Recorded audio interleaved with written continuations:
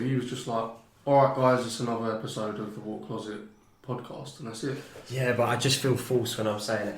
But anyway, welcome to the Walk Closet podcast. Today we've got John, and he's back again, and we've got Martin as well. Now, I'll let him introduce himself properly in a minute, but basically Martin was a good friend in primary school, probably my best mate actually, to be fair. You were, and George as well. And we just, obviously did the normal shit when we were younger, swimming and fighting and stuff like that. But after primary school, we went different secondary schools, lost contact altogether, didn't speak really at all. I think maybe we went out and played run-outs once when we were like mid-teens. It's a good 10 years we hadn't spoken. Then easily. Randomly we just bumped into each other on the train and then started speaking since. Coincidentally, both drunk, strolling off the last train, and I was on the phone to a girl, weren't I? Well, that's not like you, Ricky. No, nothing like me.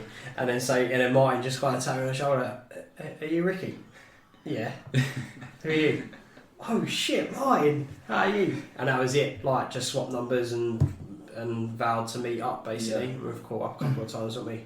And that rooftop bar you took me to, which was near Liverpool Street. I can't remember what it was. Fucking incredible. Yeah, it was nice. When you took me, I was like, no way are we going to get in there like fucking scruffy people. No, we had the suit on. Yeah, we did that. But still, like, when you walk in, everything was gold. Like whether it was real gold or not, it was painted gold. It just looked immaculate.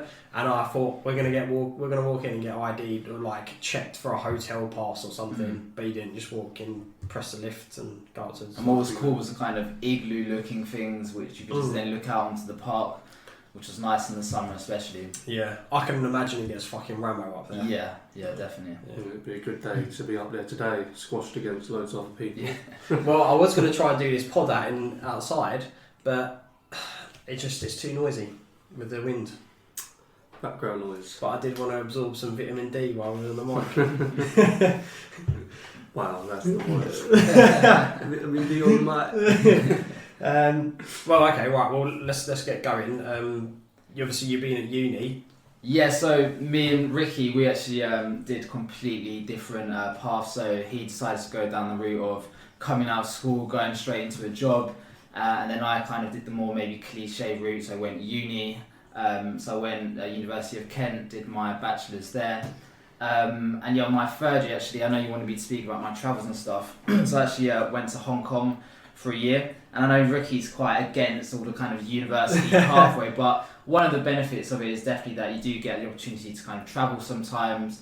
And what I found quite amazing actually was I had the opportunity to meet people from different cultures, and for me that's such an important part of life, like, because I always had this mentality that maybe I'd only really get on with people who are in the UK or around this area, but I actually became really good close mates with people from like Sweden, Finland, Iceland, mainly the Nordic countries. Yeah. So that was an amazing part of that. And also, so me and this local student were actually living in this like 100 square foot room, absolutely tiny. Where were they local to? He was a Hong Kong student. Okay. What do you call Hong Kong? Hong Kongian? I don't know. They call us Guaylo if they see a Westerner, because they have this absolutely weird fascination about like, white people. Right. So if you go to mainland China, you'll get stopped constantly like, taking pictures of you, and if you have a white baby, they go nuts. Yeah. Like, it's just such a weird culture. So me and him actually became really close mates, bonded, and then he actually took me to his family home. And what's quite funny was I was first ever Westerner to go into their home, and so they made this huge feast for me. It's like massaging me, and they think we're all rich, so they tried hooking me up with the older sister. I was at that point in time. Mate, you should have stayed. No, I had a girlfriend at that point. I was totally faithful. So me and him got on really well.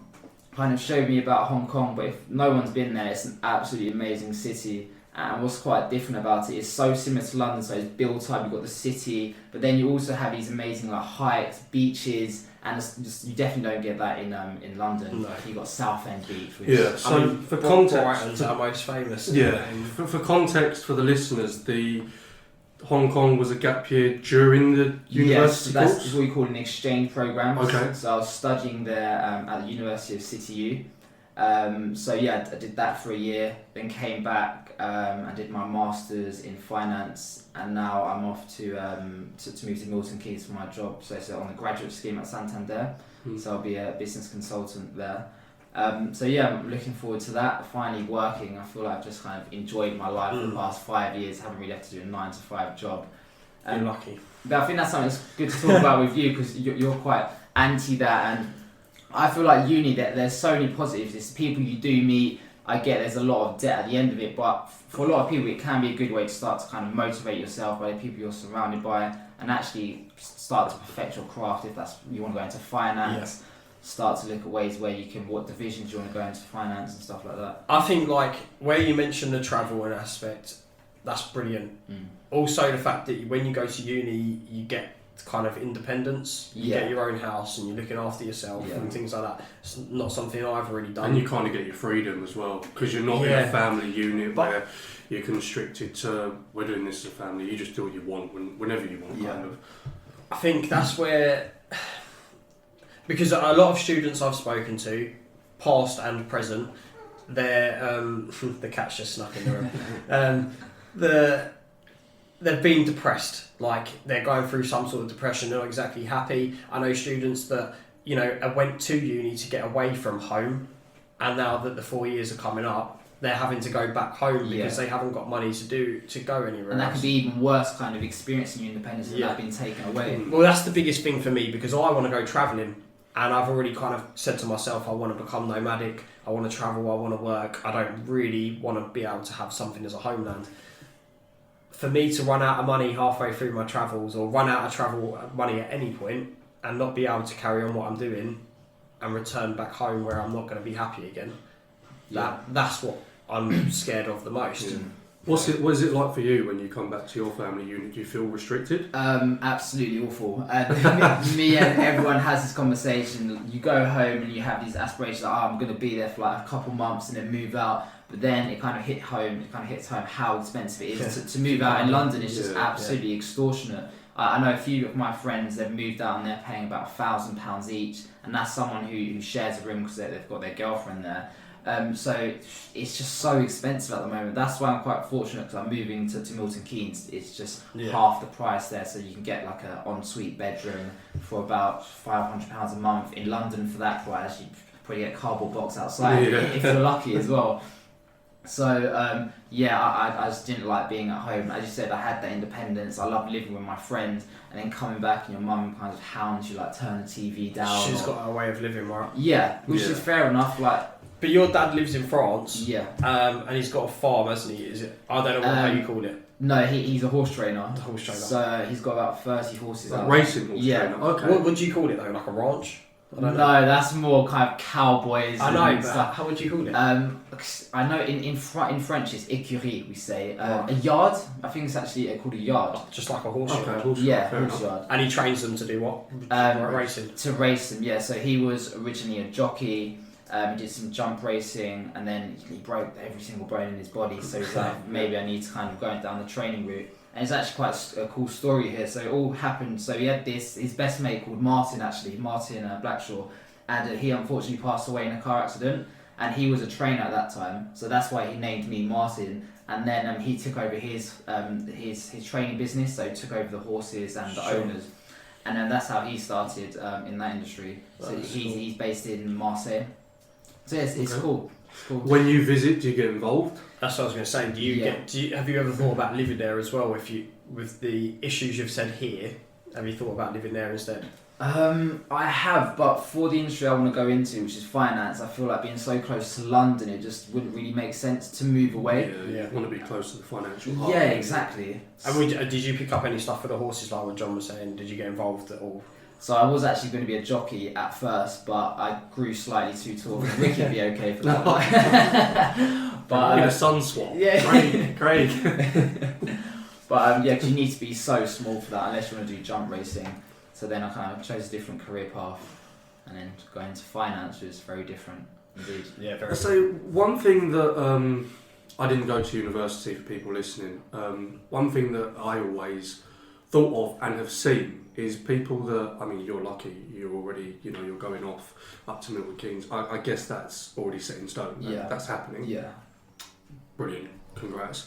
The thing that I sort of see a lot is people that dedicate X amount of years of their life to a university course, they graduate, and then when they come out, they really struggle to find a spot in the industry that they was looking to get into, and then they end up doing something completely different. And then because of the pressures of life, of you've got money to live, especially if you want to live by yourself, excuse me, they end up just snowballing and just getting more and more invested in the industry that they're in, and then the degree that they've got almost counts for nothing. Yeah, I definitely agree with that. I feel like people just kind of do a degree because they feel like they need it, and as you said, the social pressures. But for example, if you do want to go into like banking and stuff, excuse me, a degree is sometimes crucial. Like, without that, I don't think I would have been able to get into the position I am in now. I feel like you actually went through that because you went into housing and stuff, didn't you? That had nothing to do with finance, really. So what kind of motivated me to do that was the money side. Like, you can earn a lot of money. So as Ricky was saying, I was actually an estate agent for I think it was 6 weeks, and now 6 weeks too long. It really was. I've heard estate agents are the worst. Like, just from stories I've heard. From You're not the first person that I've heard of or known to have done it for a very short period of time. It's just a real backstabbing. There's just no substance to it. Like, personally, what I was doing is they'd give you a huge call list and you'd ring up people, or basically cold calling, but it wasn't the definition of cold calling because they gave you their details. But all he was doing is ringing these people on a daily basis, and I got to the point where I kind of felt like I wanted to do something that had more responsibility, if that makes sense. Yeah. So I had to knock that off the head, because also Brexit was having a huge impact on that, and let's not start talking about Brexit, please. But no one was kind of willing to buy, so that was affecting my wage. So I just thought, right, it's time to actually go into the field which I've been studying for so many years now and spent so much money on. So yeah, I think that was definitely the best decision I ever made. Have you had any practical? So like while you've been in the UK or while you've been on your exchange year in Hong Kong, did you get any practical work within the industry that you're going into, or is this thing in Milton Keynes the first time you'll actually be working it? No, so I've worked at a few financial institutions. I did an internship at Rothschild's for a bit, and then Fidelity Investments also, and then Interactive Investors. So it was just kind of short internships there, which definitely gave me some sort of leverage to get onto this scheme. Because people who are listening might be interested in going into finance, they probably all know that the kind of graduate schemes are the holy grail of the industry there. So it's so hard to get into, but it's just kind of finding ways to maybe stand out against the thousands. It's a CV booster, because I suppose where university, I mean, forgive me, naivety, I don't know how difficult it is to do the course that you're doing. It might be something that is not very widely done and you're quite specialist. I don't know, but a lot of people can come out of university with the same degree, and then to an employer, how do you differentiate between those people? You've already got internships to also put on your CV, so that gives you the edge when it comes to the employment.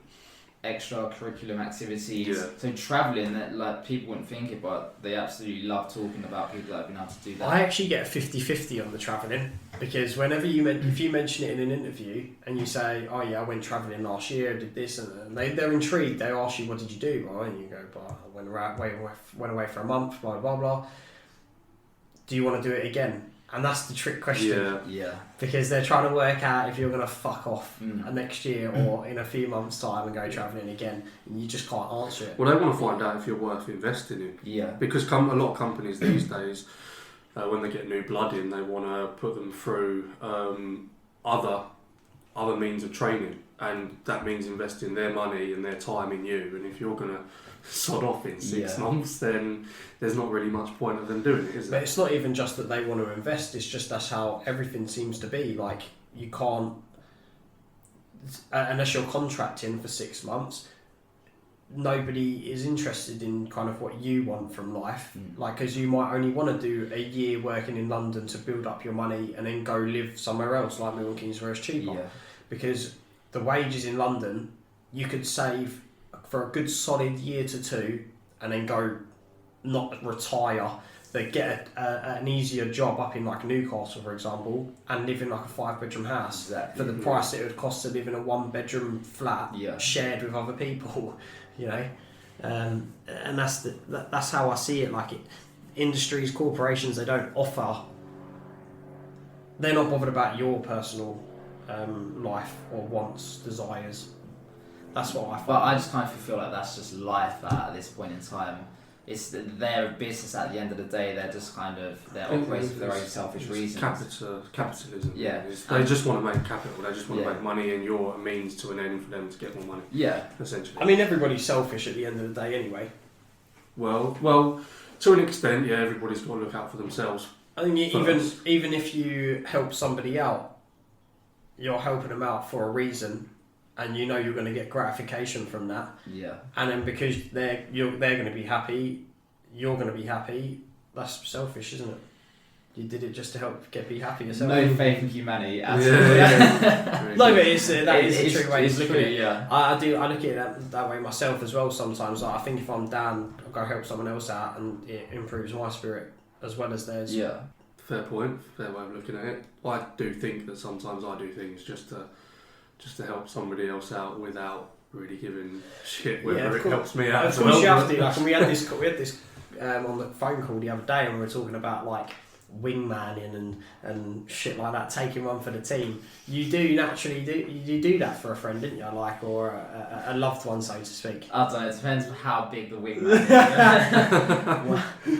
how heavy a weight your wings can carry.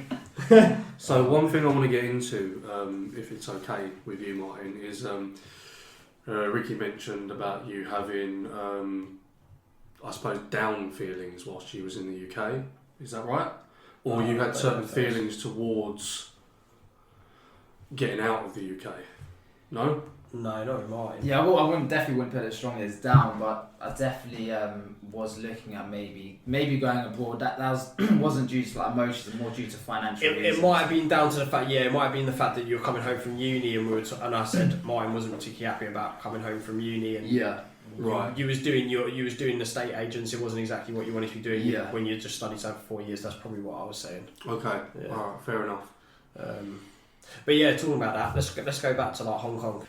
How long did it take you to feel comfortable? Or are you someone that can just bang on here, you know? So I was quite lucky. So they put you into what's called kind of dorm, basically. And on my floor, there was people that I got on well with straight away. So I know a few people, they just couldn't handle it. Like, it's a huge shock to the system. Imagine being sent to halfway across the world, different language, different culture.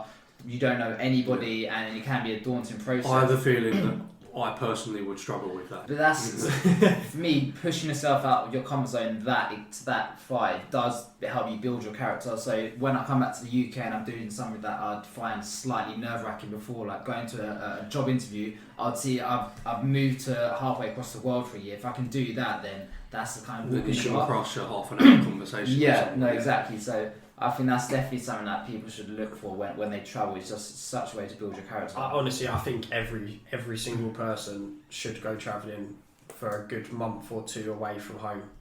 Like you said, it takes a month to kind of learn kind of the culture to and settle down as well. When I say like when I was with people for like a week or two and I was living their way, yeah, of course I'm not accustomed to their culture fully. Yeah. But I'm not in a hotel. That's the difference. Like I don't go to a hotel or I don't go to a villa and sit in the hotel in my own creature comforts. That is one thing that I like doing when I go abroad. I mean, excuse me, I've got to admit I've not been, quotation marks, travelling. I haven't. I've never been anywhere longer than a month or 4 weeks. But one thing I do like to do when I am abroad is to not look for a little bit of England in Spain, if you know what I mean. Like, I like to go and try their food, their culture, their nightlife, like we did in Tenerife. I don't see the point in going abroad if you're gonna then just eat fish and chips and drink Foster. I fully agree with that. It's like going to Spain having a full English. Like, exactly, it makes no sense. Yeah. I mean, sometimes you need that creature comfort. But it depends how much you've had to drink the night before with full English. Well, that's it as well, because obviously if you get drunk and get wasted and you wake up in the morning, the one thing you don't want to do really is try something you've never tried before. Yeah, fair. Fair, but you know what I mean. Yeah, definitely. Like I mean, I always go back to it, but with Tenerife, like we would wake up and in the hotel that we had, if we go the first time, the hotel we had was obviously Englishy food on the counters, and we would just go into the capital city, which is It's what the English love to do. They'll get these resorts in like Spain and just have English food. And it's See, that's it. Well, we was at a Thompson's resort I can't remember. I think it was a Thompson's resort in the north of Tenerife, which is not where you would normally go because the party part of Tenerife is in the south. And so the majority of the people that were in the complex stayed in the complex because it was all inclusive, and we kind of. When we say they stayed all year round. They were retired. Whatever money they had, they decided, I'm going to go live in a hotel for the rest of my life. That's the kind of people we were around. And we had maybe a day of that. We was a bit unlucky really because we was there for 8 days and the first 4 it tipped it down like there was no tomorrow. But we got stories out of that. We got good stories out of that. Sprinting through the rain. But by the second day we was like, we can't stay here. Regardless of whether it's raining, we got to get out and try and find some stuff. And I'm pleased that we did that, experienced it properly and didn't just sit and eat bacon and eggs constantly every day. Because I'm a massive foodie and I do feel like going to these different places, food is such an important thing about their culture anyway. And so I went to the Philippines at one point and they have this really weird traditional dish which is like a fermented egg. And Century egg. Did you have that? Yeah, I didn't go as far as that. Really? I couldn't. Like the furthest I've gone in Hong Kong, they have what's called a chicken feet in a broth, right? Which is bizarre because there's hardly any meat on chicken feet. I just don't get it. So I did try that.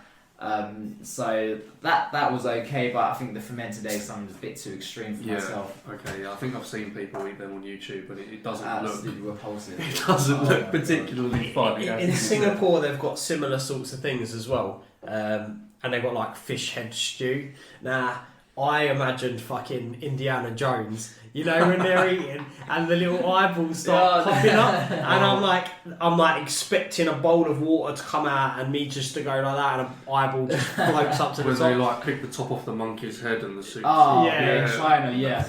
But they have like a hole in the table where they put the chimp and then just eat its brains out. It's just he was just talking about Indiana Jones. Yeah. Oh, this is a real thing. Wow, you witnessed that? I never saw that, but there's areas in China where they would have like literally a hole in the table, shove the monkey's head there and just scoop out his brains. It's just disgusting. This is real life. What is that though? Do you know much about it? Like, is it a luxury? Do you know what it's called or? I don't know what it's called, fair. but I know it's a thing. Yeah. It may be more rural areas of China, but there's they are. Because I know I listened for a little while to a podcast. Well, I've still got it. I just don't really listen to it as much because I don't have time. But it's because you're listening to your own now. I am, and it's hard work because I record for like an hour, 2 hours. And then I have to listen back to it for an hour, 2 hour editing, plus every time I have to pause, so that's like 3 to 4 hours, and then I listen to it again. So literally, I spend like 6 to 8 hours just doing one podcast kind of thing, which isn't bad, it's one day, but I obviously have a day job, so it's not like I have that 8 hours to spare.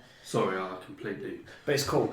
So I was listening to a Meat Eater, and basically they kind of do a similar sort of thing to what I kind of want to do, and they travel and they talk, and one of them, I can't remember what it is, but it's a South American country, and they talk about how the natives, they're just staying with complete natives in, let's just pick Venezuela for example, or something like that, and they hunt monkeys. Is this Peru maybe? It might have been Peru. Maybe. Something like that. But anyway, yeah. John's fucking left his phone on vibrate, and it'll be over soon. I thought you put it on silent. It's on silent. It still vibrates when it's on silent. So they hunt the monkeys and shit, and it's just a natural thing, you know. And they talk about how they watch the other monkeys hunt the other monkeys, and if there's a monkey that's kind of like hanging back, they'll nab that one because obviously they're all preoccupied with that one. Yeah, it's quite interesting. I think going back to the food, the most out there thing I've ever tried is when I've been in Australia was eating kangaroo and crocodile. But I really think nice, by the way. Really I've good. tried it before. Yeah. Which one? Both. Because my mate at uni used to just order all of these weird meats. I think it was from Iceland, so you can get like ostrich, buffalo, all these weird meats, and we used to just try them all, and they used to actually be really nice. Yeah. There's a restaurant, is it Hartford or where? And they have a similar sort of thing, and they order random things, and I think they have like once a month they have different cultural foods, and they have crocodile and kangaroo and that. See, the crocodile I've only ever had in a sausage. It was a crocodile sausage on a barbecue, which was good. But the kangaroo for me was a kangaroo loin, and it was like a steak almost. It does taste very similar to beef. Yeah. There's a hint of a different flavour, maybe texture, but I didn't realise this, but they actually farm kangaroos. Yeah. Because I found that out when I ordered a pair of football boots, and it was an Australian brand, and they're kangaroo leather. Yeah. really, I've had because kangaroo they're leather vermin boots. out there, aren't they? The kangaroos. I don't know. I'm pretty sure they just hunt them just to kind of get rid of them. I think they can hunt them. I'm fairly certain that they can hunt them. But they also farm them. Yeah, and it's their national animal as well. But I don't think they're anywhere close to being endangered. No, I think they there's breed owls, them. yeah. there's Loads loads of of them. Breed Yeah. like rabbits. Yeah, quite literally. But yeah, that's about as out there as it's got for me. Although some of the stuff that we ate in Tenerife, we went to a tapas place off the back of Ricky's Spanish speaking skills, because we was actually looking for a fish restaurant because we was so coastal. It's an island, obviously, but we were so coastal. We were so close to the sea. Where we was particularly, we could see the sea from. We really wanted some fresh fish, and we were trying to speak to locals to find out where we could go to find something, and the lady said to Ricky, because I have to be honest and say I'm a typical Englishman. I didn't know Ricky could speak Spanish. Yeah. He's Mate. quite Fluent. Fucking not fluent, but next he's good. He's good. Well, he's far better than I am. Hablo poquito español. Muy poquito. See. Yeah, that That would be my No, answer. I can order a taxi. I can order food and Yeah, stuff. right. We pretty much got told by this lady that we had no chance of a fish restaurant. I think it might have been a Sunday. I don't know. And she pointed us in the direction of this little... I don't want to be disrespectful to the place, but if we'd have walked past it, we probably wouldn't have chosen to go into it. It wasn't even a place that you could walk past it or choose it. It was an old greenhouse or an old warehouse that had been turned into a restaurant effectively, and all the locals went there. I wasn't talking about that one. Oh shit! I Sorry. was talking about the first time we went, when we was looking for a fish restaurant. Oh yeah. And the lady that you were speaking to sent us to Pescado Restaurante. Yeah, we was looking, as I said, There's my Spanish. we was looking for fish. And, Donde es pescado? mate, the only sentence I remember of Ricky's Spanish is "Donde es sorbet?" at the end of every fucking meal. But she sent us to. She was like, "No fish today," basically, and she sent us to this little tapas place, and it was a one fee 5-course tapas menu, and I don't even know what some of the stuff was that we was eating, but my god, Good. it was brilliant. Yeah. They have like patas bravas. This is one of their which is just combinations. roast potatoes. Yeah, They sound better in yeah, Spanish. it did. I think I'd have recognised that, but there was some vegetables that I'd probably never eaten before. There was some sort of seafood that I'd definitely never tried. before. Calamari. Well, I'm quite adventurous when it comes to seafood. So like, I really love oysters. I really love squid, octopus. We went to the fish restaurant in Chesham, Fishy Delishy. Have you seen it? I've heard of this place. It's really it's good. supposed to be really good. It's really good. And we went there. We went there just for an evening, didn't we? Because I said I want to go Spoons and get a fish and chips. Yeah, for £6, fish and chips from the Spoons, you can't fucking beat it. But John was like, I fancy eating as well, so let's go to the Fishy Delishy. So we went there, tried it out, and I was like, we've got to do a food group here. So basically, I have a WhatsApp group. It's called the Man Food Group, and we have like 5 lads in there, and we just choose a different restaurant every month and go there. Try to stay away from the chains, but just go to an independent restaurant and just literally, I sit there on my phone and just wait for all of these just to throw dishes at me. not literally, but like. We wish we could. Yeah. We're going to a Greek place and I'm smashing some plates. Yeah. Oh, that'd be great. We should try and do that. How many meals have you done so far? Oh, mate. Well, we started it. I think we started it when I came back from Singapore, Tenerife. Because we've been to Wales for it. Yeah. Oh, so you actually leave the UK to do? Sometimes. Yeah. Well, Well, Wales is the only one, but that was because it was my 25th birthday. Yeah, so we incorporated it. yeah. But yeah, so like we just do that and we just order. I don't know how many we've done, 10 to 15 maybe. Yeah. Wow. Yeah, and you would just literally get in there and just hammer the menu. And when the waitress or waiter's there, they're just like, you've ordered like 7, 8 mains for 5 of you, and you've got like 6 starters each as well. And we're like, yeah, don't worry. We do have like 3 human dustbins in the group. Oh, just a way to kind of try everything on the menu. Yeah, basically, pretty much. yeah. Just But to like, we do demolish it. We don't leave anything. just as a way of like going to a place, and because you're surrounded by other people who obviously enjoy normally different food to you, you get a chance to try something that you probably wouldn't have ordered. And I love it. And who usually chooses the location or the place? We try to let somebody different pick every month. We've done one place To rotate, yeah. twice. Because you know what, it's always fucking me who ends up organising it. Like you've organised a couple. Yeah, we actually, speaking earlier about like weird out there things that we've eaten, I actually forgot. We went to a Brazilian meat restaurant called Preto. Preto? It's in Enfield Town. Uh, They're everywhere. So it's a chain Is it Brazilian. Is it a franchise? Yeah. Yeah. Have you heard of like the Brazilian craze that's hitting England? Not the pubic Brazilian, but the Brazilian food. So basically, there's like a new Brazilian restaurant that's hit the UK. Like it's you not listen just. quietly, you can hear Ricky's wax pot in there. And basically, like it's not just one brand. There's multiple brands and multiple like individual restaurants. But the idea is they cook the meat, and as it's cooking or it's still cooking, they bring it out and they carve it right in front of you, and it's just constant. It's just constant. You've got like a coaster, red side, green side, and if your coaster's on the green, whatever meat they're walking around with, they'll serve you. And then if you're like, fuck me, I need to have a fucking breather, you can flip it over to the red and they'll give you a miss while you let it go down. Presso it's called. This one's called Prezza. I'll let you know what it is. Yeah. I can't remember what it is exactly. But the point I was Burrito. making, because we'd spoken about out there foods, was And this is in England, so it's unlikely to see. chicken hearts. Yeah. Oh god. No, they're really good. Really? Yeah. I mean, if you can get over the fact that it's not beating in your mouth, because Oh no, that's too Yeah, much. honestly, it's not. But I have a You enjoyed that? Yeah, I did. What? I have a vivid imagination. So whilst I'm chewing it, I can just feel it fighting back, and it's not really. It's dead. It's like it's cooked. But I'm just thinking of a heart beating in my mouth. Oh my god. But, No, it's really good. Like, Do you remember- Chicken liver, I understand, but the heart, I think that's just a bit too. the heart's meant to be really good. They're really small, Yeah. and they're supposed to be kind no smaller. Like, acorn.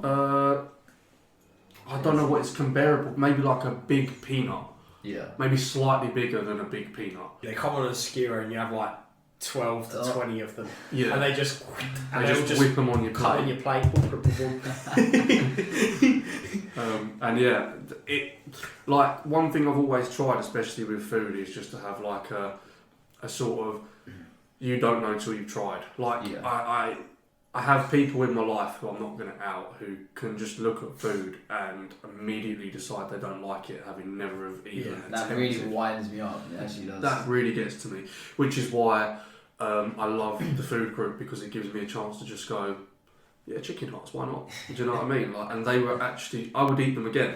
Let's put it like that. I think, am I allowed to steal famous comedian jokes? Ricky Gervais had a joke like this on his Humanity show, and he basically says like, in short, he would rather have someone like Hitler at his dinner party than someone with a food allergy, because it's just, and I was just cracking up like. Did you see his series called Life After on it? Yeah, is it Afterlife? Afterlife, Yeah. I think that hits depression on the fucking head for me. Like I was watching it and I was like, that was me. Like, Really? So honestly, well, it doesn't take 6 episodes of half hours to get through depression, but No, it does not. But it was weird because I don't know if it was trying to be funny or trying to have a deeper meaning or a bit of both. This is the thing. Like when I was real deep in it, and I kind of lost contact. I stopped talking to John even at a point, and we've been talking for how many years? Like since 12. Yeah. So 12 to 15 years we've been talking, and I stopped talking to John. I didn't really talk to anybody. Didn't have anyone I could talk to on a kind of personal level. My humour changed to quite dark. And in fact, I kind of I use that still now, depending on who I'm talking to. And it's like, what did someone say the other day? They were like, you need money to travel or something. And I was like, yeah, or a wooden box. Like, or a rock that's on fire. Yeah. Like, just. But I have to gauge who I'm talking to, because somebody else will be like, don't joke about that sort of thing. Oh yeah, I'd get in terrible trouble if certain people knew how close to the line my humour is. Like, there's certain situations where you just can't. But at the time, so at the time my filter was off. My filter was very low. I find that hilarious. Like Ricky Gervais' humour in that, like I know it's quite sadistic to say, but it was absolutely amazing. But then that's because he's on TV and you know that's a joke. Yeah. When someone sat next to you and they say a similar joke and they're not actually, they're half joking, you're like, oh, this is a bit too deep for me, and the other person retracts. And so that's the thing, is like when I'm talking to people and I make that joke, everybody just like goes in their shell away from me, and I'm just like, oh well, okay, cool, because I didn't know how to filter out against people. I was trying to make jokes to make people laugh. I was doing the opposite. I've always been fairly funny, probably trying too hard, and I think that's probably it. But because I had such a dark mentality, my jokes were always dark. They were never light-hearted anymore. And so like when he comes out with jokes in there, and he's fucking hilarious with some of the stuff he says. And even, like when he goes on the date with the woman, and she's like, but what if they killed me? And he just laughs at her. Like, because basically there's a gang going around hitting people on the head with a hammer and stealing women's handbags, and the motorbike steals a woman. They didn't hit her, but he hit one of them and took the hammer off them as they drove past on the scooter. And the woman's like, that's just stupid, you could have got killed. And he was like, meh. And then she goes, what if they hit me? And then he laughs at her. And I was like, that's so fucking true. Like, that's literally how I would have acted. And the other thing where he gets mugged by the 2 kids, and he's like, look, I've just had enough today. I don't care, I really don't give a shit. And that's exactly how I feel. The difference is with him, how when he's acting and he talks about it, is that he obviously doesn't have any family left, he just has his dog.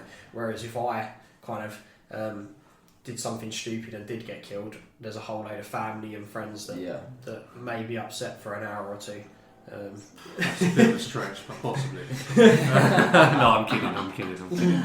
But no, I think honestly, you haven't watched it. I haven't watched it. I need to watch it. I can probably relate. Ricky knows, Martin doesn't know, but some of the listeners may know if they've listened to previous episodes.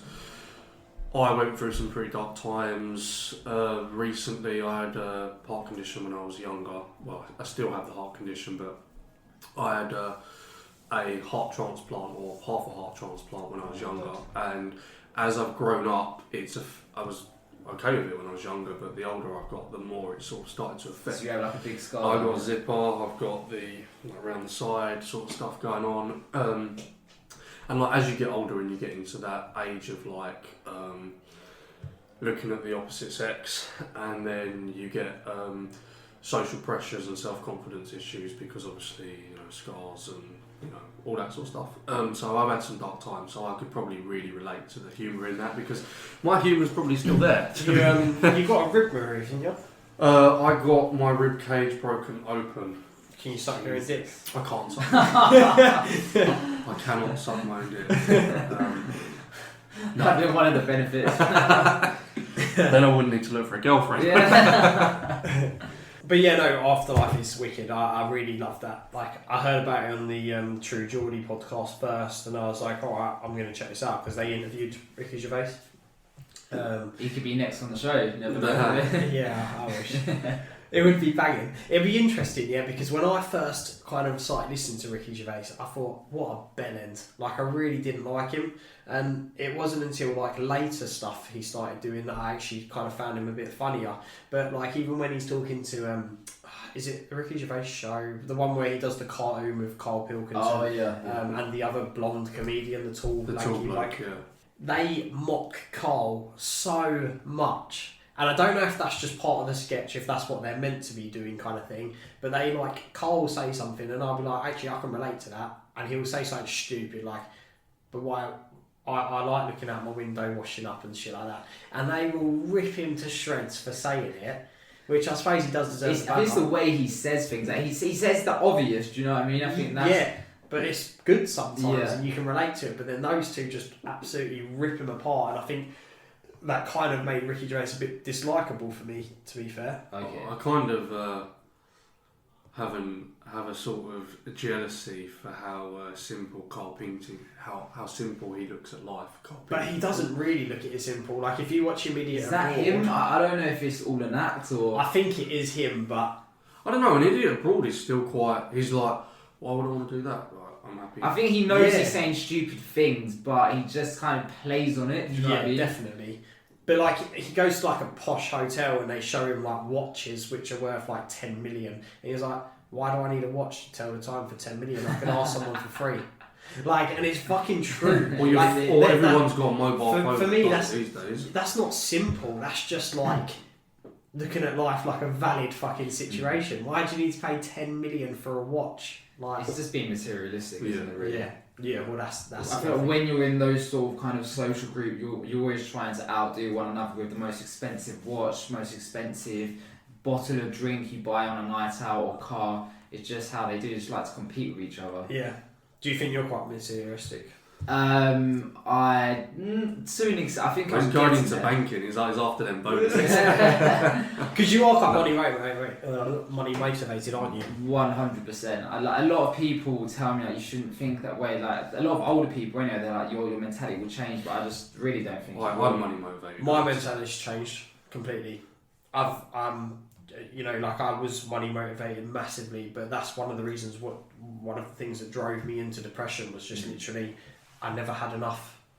I was always wanting until you become content and you realise actually I don't need to buy this, I don't need to buy that, I don't need to earn this much money. Oh yeah, but there's a bit of a difference in saying money motivated and materialistic, because the point of saying I don't need to buy this, I don't need to buy this, that's fine. You can make money and not be like I need to buy everything. You can just be gratified at the fact that you've worked hard enough, Martin, with you in your uni to just be like, I done all of that and now I earn this salary, so it was worth it. But you normally live to your lifestyle, right? And that's the thing is my lifestyle was too big for my wage. Well, that's where you got flipped, because I've always lived within my what is it they say? Your means. Live within your means. Yeah, I've always lived within my means. I don't like if I want something and I can't afford it, I ain't just gonna go and get it just because I want it that bad. No, but then you want it, and then that's the want, that's the desire, that's the bad thing that you don't I need. feel like you need to have to be able to envision it, how much you want to earn, what you want to earn this money for, and a lot of people say that money doesn't make you happy, but I actually do disagree with that, because if you do have money, for example, say one of your family was to have like really bad condition and it was going to cost a lot of money, because I know some of my friends in the past, like his mum had a really bad illness and they took them through private healthcare, and if it wasn't for that, then they would have passed away. So money, if your family member being alive, is definitely happiness. So there's like a phrase that I like to use, and it's money doesn't buy you happiness, but it buys you the freedom to be happy. Money makes the world go round, it really does, and I feel like it's way too much these days. It's so the whole world's money orientated. If I want to meet up with a friend, and rarely ever do you say to someone, "Hey, we haven't caught up for a while, should we go for a walk?" Does that happen? You got any ulterior motive there? Like, how do you think? What's he want to do? Exactly. If you're going to meet up with someone, you go for dinner, food, or a drink. Yeah. Both of which cost money, because you need to drink in an establishment. You're never going to go to one or the other's house. Maybe when you're older and you do that sort of thing. I don't have my own house, so I don't have that luxury, so I have to go out and meet someone. But everything is money. Like, just to even meet up with a friend, things are money. Like, you can do things cheaper, but then it's just like, I don't know, it's not what society says is correct neither. Because like you said, you're already thinking, go for a walk over a field. Like, yeah, it would be weird, but I just feel like in London, especially, if you haven't got a lot of money, then you can't do anything, because London, like, wages are going up not enough, and like just to live is so expensive. To get a mortgage somewhere is just impossible, and that's why you see so many people our age staying at home till the age of like 30 years old. Yeah. Like, it wouldn't be uncommon for like a 40-year-old probably to be at home in like 10 years time. Yeah. And that's just the way we move, and I think that's so sad. Like, I cannot wait to move out, and I could not think of anything worse than having to stay at home to save for a mortgage for the next 10 years. Aren't they? And yeah, you have no option. That's where I am. I'm still in the family house, and I probably have no real intention of leaving it until I've found a partner that I'm in a place ready to move into somewhere together with. I was actually speaking to someone the other day, and like, she's renting,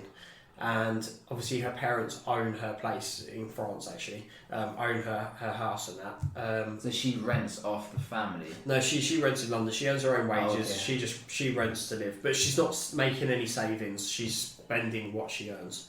Her family obviously own the house, so when they pass away, she will get that inheritance. But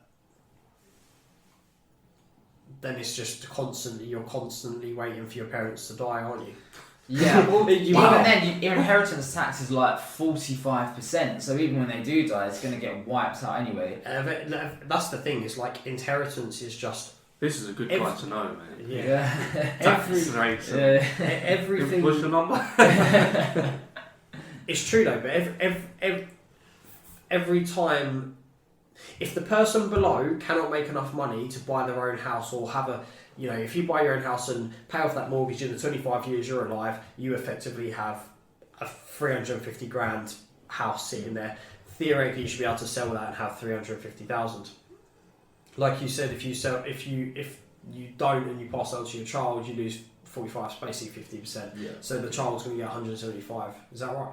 That's fucking loads. Yeah, there's a loophole. I think you can bring it down to like 25-30%, but there's different ways. It's still mad though. It's still huge. So every single generation is going to get poorer and poorer and poorer in the way we live. Well, hey, you get like your parents have worked all their lives to be able to sustain their child so they can have this house, and then they've paid the mortgage off, but then they get taxed and they lose half it, which that's the one thing about the UK that just frustrates me. It makes no sense. I don't think that's just the UK. I reckon America must have similar sort of laws. I don't know if it says high. I don't know that sort of kind of field, but I know in maybe like the more Nordic countries, I don't think inheritance tax is that high. No, I don't know. I think that Sweden, I've heard just things like how they treat both the mother and the father when they have children.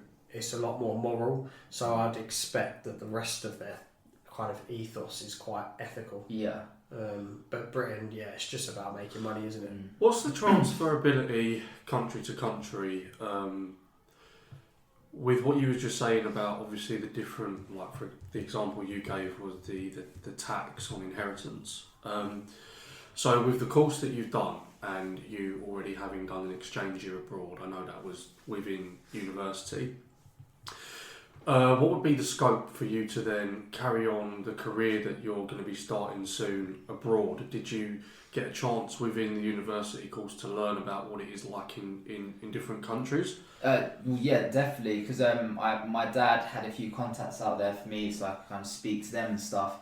But in my field, especially if I was to move to Hong Kong, which is basically a tax haven, I would double my income, and that's why a lot of people I know are starting to think, shall I just move to Dubai or Hong Kong, work for say 10 years and come back and basically retire, do you know what I mean? Yeah, I mean, I almost did that in Dubai. Because you can a teacher in Hong Kong, some of the students were doing it, can earn like £200 an hour, just teach, because the wage is so high, then you just get no tax. So moving abroad would definitely be an option, but I just feel like my friends and family are so important to me. I don't want to have to do that until I have to. If that was an opportunity that I couldn't say no to, then I would obviously do it. But at the moment, I'm settled in the UK and it's going well. Are you in a relationship at the moment? I'm not. Unfortunately, I had a break-up. So I apologise, but the point I was making... Still the subject. Apologies, I didn't know. But the point I was making was it's got to be much easier let's say the job that you're going into, Santander, you build a career there for a few years, and then you decide I'm going to go over here, wherever here may be, work without being taxed for X years, and come back, and then maybe do a little bit of more work in the UK, and then take an early retirement. It's got to be way easier for you to make that decision if you're not, settled. 100%. Because the less commitments you have, the less responsibilities you have, the easier it is to do anything, isn't it? Because the hardest thing I had felt about going to Hong Kong was I had like a 4-year relationship at that period of time, and saying goodbye was the hardest thing. I wasn't going to see her for another year of my life. Yeah. And so that was something that I was just so strenuous on like my kind of being able to focus out there. Yeah. So that's why I feel like being single can actually help, especially in careers where you have no one to kind of answer to. If there was like, oh, you've got an amazing opportunity to move to Dubai, and you just wouldn't want to say no, but your girlfriend, you can't uproot your family unit, so to speak. And she's like, oh, I've given you a bit of Well, aggro there. unless the other person doesn't have the responsibility. And Because I do know somebody who, I know the girl, and her boyfriend moved to Dubai, and to make it work, they actually just decided to get married, and they live out in Dubai married, and she lives there. She just does fuck all, as far as I'm aware, other than take Instagram pictures. And he does his work, and he affords for both of them to live out in Dubai, and they're just living the life. Like, she has the sunshine, or they both have the sunshine, and both have the... It depends on the partner. Because I know a lot of women are like so like independent and career focused as well. They wouldn't want to give up their career for you, and why should they? Nor should they. Yeah, nor should they. You saying earlier you're money motivated. Sorry. It's a hard phrase to get out, isn't it? I struggle. Do you know what? It's proving to be. But this might be a bit deep, and I don't mean any offence in what I'm saying. But with you saying that you're money motivated and also now single, and you admitting yourself, sometimes it's easier to go down a career path if you are single. Is it possible that you might stay single purposely in an attempt to get to where you need to go to career-wise? Or is that something that's never even entered your mind? It obviously has entered my mind before, but I feel like you can have it all. You can have the career, you can have the wife, you can have it all, but for me it's just about time. If I was to find the right person, shout out to the ladies out there, then if it's the right person, then it happens. Yeah. But I've just been in relationships all my life. I had like a year relationship that fell apart. They had like a 2-year, then a 4-year, and then it just came out with 2 years. So I was like, I think I need a break on my own at the moment. Right, okay. See, I'm actually coming to that conclusion. Actually, so you say about years and stuff. I just don't think humans are meant to be together for fucking 60 years. It's definitely changing. Like back in the day, you'd meet your partner at 18, be together for 60 and years. then you'd both be dead by 30. So yeah. So that's why it's a life partner. Well, no, so but you don't need to go back that far, because I've used this example before on the pod. But my grandparents were married, had their own place, and I believe were already expecting a child by the time they were 21, and that to me seems crazy. Yeah. Like, I wouldn't have been in a place where I was ready to do that at that age, for sure. Like, definitely not. I think the kind of issue with our generation is there's so much option out there. So back in the day, you kind of meet someone and you just kind of grow to love them maybe. But now, like, whether it's Tinder, social media, you can just meet like hundreds of people every week. It's far too easy. Yes, it is too easy. And But people also, are looking for that perfect image, which doesn't really exist. No. But we are going to have to call it a close, because the doorbell's just gone and my sister's hairdresser has just turned up. But anyway, thanks for listening. Thanks, Martin, for coming on. No worries, pleasure. It has been a really good pod, actually. I've really enjoyed it. Yeah. And is there anything you want to... We normally do a quick thing and basically say, like, is there anything... We're going to have to close it, I think. But we normally say, like, is there anything you kind of want to point out that you liked about the podcast?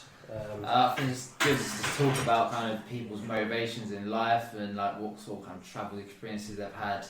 I just think it's kind of the topics we covered was something that was very interesting, just kind of see your experiences and yours as well, and see how different we all really are. Like I went uni, you guys didn't, but we all kind of still like in the same place in that sense. So And some of us are still, like me and you, for example, with the money motivation thing, very different. Yeah.